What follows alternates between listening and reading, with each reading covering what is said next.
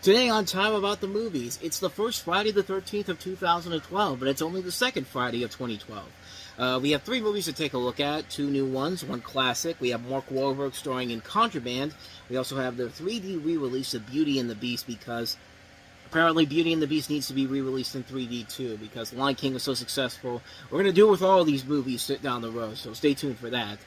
But we also have Queen Latifah and Dolly Parton in the movie that everyone was clearly waiting for with Joyful Noise. And you might be kind of surprised at how I feel about that movie. But three films to take a look at on this January 13th, 2012. That's today on Time About the Movies.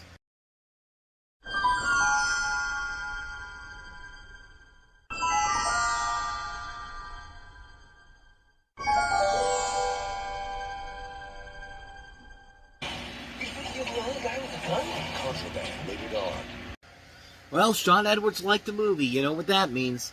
It's going to be bad. Welcome to Time About the Movies. Today we are taking a look at the three films that make up January 13th, 2012.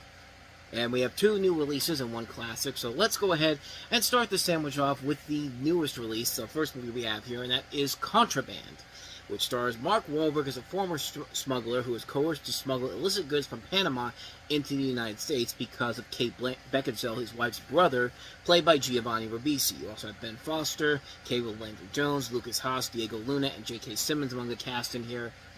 Great cast overall, but yeah, this is not a good movie. This is a film that I remember seeing when it came out in theaters years ago, and I was not a fan of it. I really thought, and I don't know why, I think I was one of the only people out there that wasn't, I would say that, because the movie didn't get the best reviews overall, but it still didn't do good. It still didn't do good with the reviews overall, but it did good box office overall. It was actually, I think, one of Universal's big hits that they had, because they were on a streak of really bad movies, really bad flops between 2009 and 2011. I think up until Fast Five came out, when the tide began to turn for them a little bit, but yeah, this movie just doesn't work for me.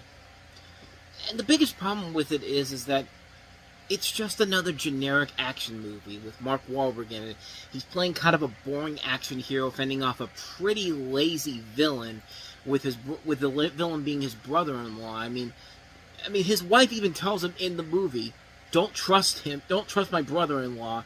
Do not follow this guy, no matter what you do." Like, she literally says that in the movie, and yet he's stupid enough to go along with it. It's just like, "Oh, thanks for doing that. By the way, I'm going to kidnap your wife for you." But it's just like, why? Like, why are we doing any of this? It's not even anything intriguing about this thriller at all. Nothing about this is interesting at all. You have every idea of how this is going to turn out. The film just isn't that good. It's just a bad movie, man. It's just not even a bad movie. It's just a boring movie. And this director is basically taken over as the new Tarsem, Baltasar Kormaku, who, yeah, kind of like with Tarsem, makes these really lackluster movies, but at least to his credit, he actually has more better movies than Tarsem did. I mean, yeah, it's going to be rough for these first couple of movies that we're going to take a look at from him with this and Two Guns, but he does turn the tide around a little bit with Everest and then later on with Beast, so he's not a complete waste like Tarsem is, but yeah, he and this director are very, very similar in the way that they create these movies that should be good, but they just really aren't. And Mark Wahlberg, God bless him, he's trying his best to hold it together. He can't hold this sucker together. This thing is pretty lousy all the way through. It just isn't a good movie, so that's Contraband for you. So let's go ahead and move on to, hey, we got through the worst movie of this entire week overall. Things are going to get better from here, especially with our next movie, and that is Beauty and the Beast in 3D. Disney's Beauty and the Beast 3D. You guys gotta see this. And see the all-new Disney short, Tangled Ever After, only in theaters with Beauty and the Beast. Really, there's not much more I can add to this and hasn't already been said. I mean, like I said, basically this is pretty much the same Beauty and the Beast that you saw back in the 1990s. We've already talked about the original release, we talked about the IMAX release, and now we have the 3D release because, hey, The Lion King was such a big success, and so Disney is going to go ahead and open up the library and bring out some of their classic movies and put them in 3D, and at least with The Lion King, I get why it's being put out in 3D. It is a big epic from Disney, but this was kind of pushing their luck up a little bit here. I mean, it's cool to go. I thought it was cool just to see this movie on the big screen. I mean, this is my first time seeing it on the big screen. I'd seen it on TV and video so much during the course of my life, and a chance to see this on the big screen. Yeah, I'm gonna go ahead and take a chance and go see it on there. And it was cool to see it on the big screen overall. And not much more to really add to it. I'll say this though: it is the original version. It isn't the 2002 version, the 3D, the one where they add in the bonus song "Human" again. No, this is the original version of Beauty and the Beast, the original one you saw in theaters, remastered in 3D. Which, to be fair, the 3D overall was nothing special. But hey, any chance to see this movie on the big screen is already a plus on my part.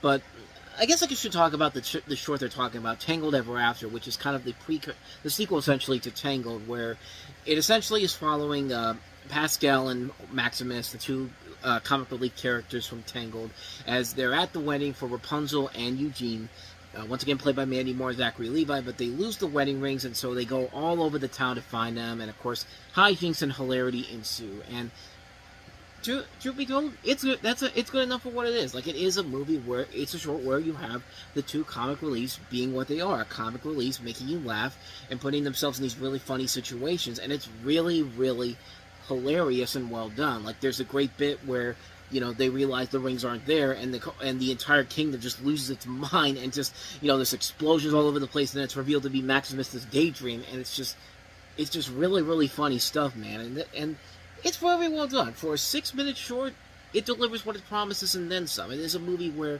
it's a short where it works very well. I mean, if you wanted to see a continuation of the Tangled storyline, there you go. It's right here. And hey, it's a nice little precursor to the Tangled TV series that would come up on Disney Channel a couple years later, which was actually pretty good. Rapunzel's Tangled Adventure. If you haven't seen that, definitely check it out. It's definitely worth a watch. But, yeah. Not much more to really add to this one, but yeah, Tangled Ever After was pretty good, and seeing it with Beauty and the Beast on the big screen, what more could you ask for, man? A classic movie. Hey, never got to see it on the big screen the first time. There was your chance to see it. So yeah. With all that said, let's go ahead and move on to the one good new original movie that came out this weekend, and that was the Queen Latifah and Dolly Parton in Joyful Noise. I win this thing! Joyful Noise, rated PG-13, starts January 13th. I mean, you got Dolly Parton and Queen Latifah, two musical icons of a different generation, and they're in this movie.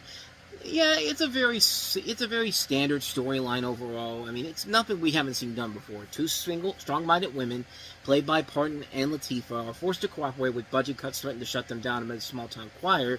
And essentially, they're going out to win this competition, with Keke Palmer being the daughter of Queen Latifah's character, and Jeremy Jordan being the son of Dolly Parton's character. Again, a story we've kind of seen done to death before on numerous occasions, but what makes it work is that everyone is committed to the performances, and the performances and the songs are really good in here.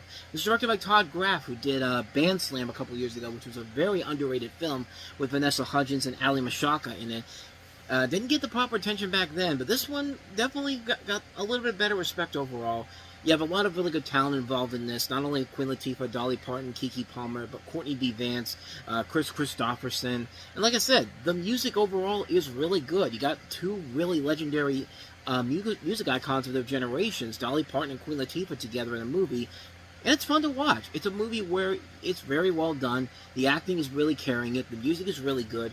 Yeah, it's a storyline we've kind of seen done before over and over again. But as it is, I kind of enjoy it.